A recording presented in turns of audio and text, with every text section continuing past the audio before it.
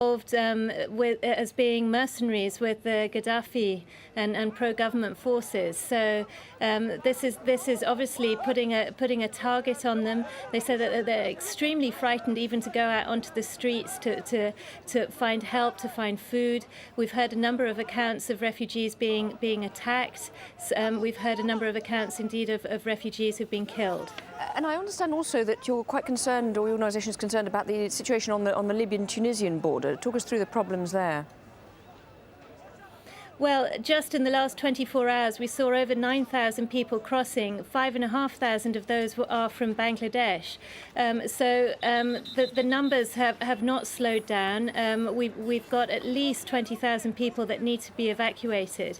However, we have seen a huge international support in the last day, and we're seeing more than 50 flights that are going to be trying to evacuate people in the next 24 hours. And then aside from those evacuation flights, presumably you've got a humanitarian problem on the ground there. What's the state of the efforts to try to feed people and house people? Well, we've already established a camp with a capacity for 10,000 people. We're bringing in more tents. In the next 24 to 48 hours, we hope that the capacity of that camp will double. But it is a huge challenge. It's very cold at night. Many of the people have been waiting for 3 to 4 days. We're lucky that the majority are fit men, so they're not in too bad shape. But we are hearing that particularly the water and sanitation situation is very critical. So it is imperative that people are helped to get home as quickly as possible. And what kind of figures are we talking about here? So far, on the Tunisian side of the border, the Tunisian government has estimated between 90 and 95,000 people have crossed in the past 10 days. So, but of that number, a significant number have already been able to make their way home. The Egyptian consulate told us that 32,000 have already made their way back to Egypt. So we're looking at between 20 and 25,000 who still need evacuating. OK, Sibella Wilkes from UNHCR, thank you very much indeed for taking the time to talk to us. We appreciate it. Thank you. Let's go to Egypt now, where the Prime Minister, General Ahmed Shafik, has resigned. He was appointed by former President Hosni Mubarak. His replacement is Essam Sharaf. Sharaf was appointed Egypt's Transport Minister in 2004 by Mubarak, but he resigned in protest at what he says was the country's lack of vision and resources to improve the system after a major train crash. He has a background as a top engineering professor at Cairo University, and he won accolades for trying to kickstart a new nationwide transport initiative across the country during his time in office. Well, Shireen Tadros joins us live from Cairo now. So, Shireen, why did the Prime Minister have to leave right now?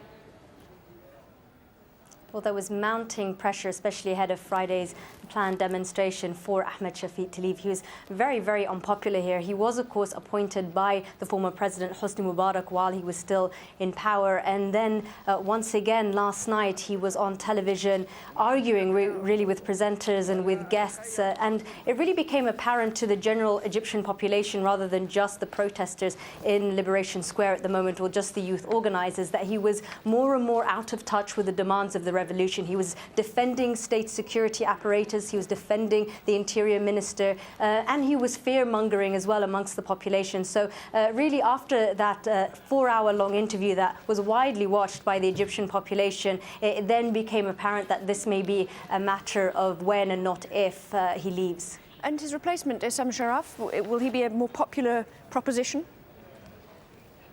Well, so far he's received a very good, positive response by the youth groups and the opposition groups that we've been speaking to. And that's really because he has something that's been sorely lacking here amongst politicians in general, which is street credibility. And he's gained that really over the last few years, especially after he resigned his post as transport minister after a deadly train accident in 2005. And he was very vocal about the fact that the state is not serious about reforming the transport system and that he can't do his job so he's going to go back to academia. And then he became one of the few former ministers who in fact said that he was backing the revolution in those days, just a month or so ago. And there were even reports that he headed towards Liberation Square and joined in solidarity with the protesters there. So he's certainly become a people's man in the past few weeks and months.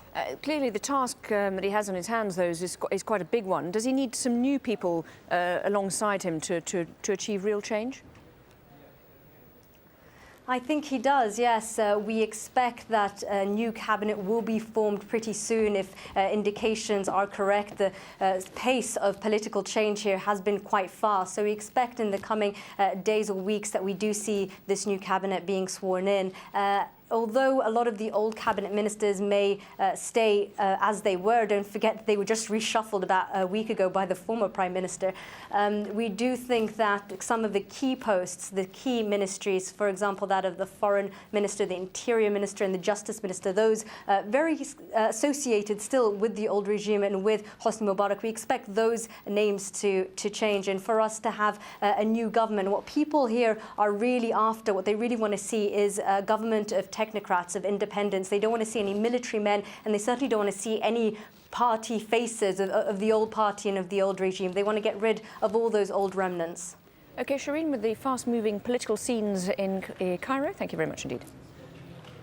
Well, one other story from Egypt, an attempted jailbreak. At least 3 people were killed as riot police confronted inmates trying to escape from Damanhur prison north of Cairo.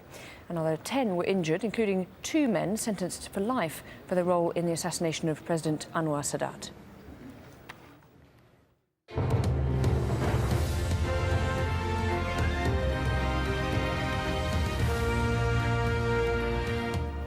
Some other news now. We're getting reports from the Reuters news agency that security forces in Côte d'Ivoire have shot dead at least 6 women.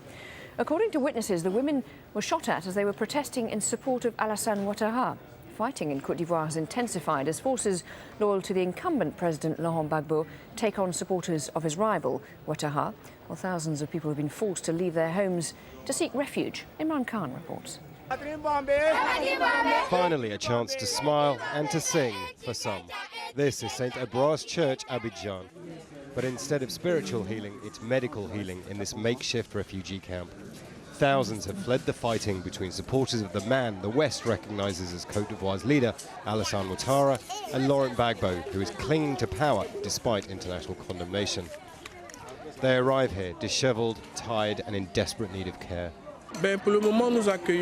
We have 2 types of people, those who only stay for a day and those that stay longer. We try and help them move to safer places. And with homelessness comes the threat of disease.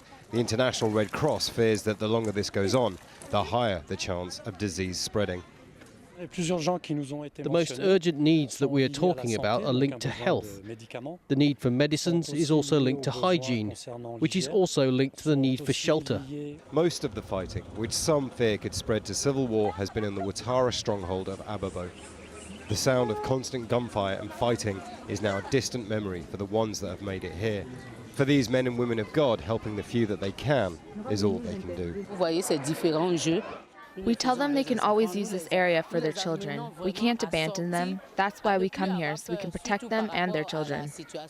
The refugees here escaped with only what they could carry, and they've got no idea when they can go back or what they will go back to. Imran Khan, AlJazeera. Well, Yvonne Ndege is on the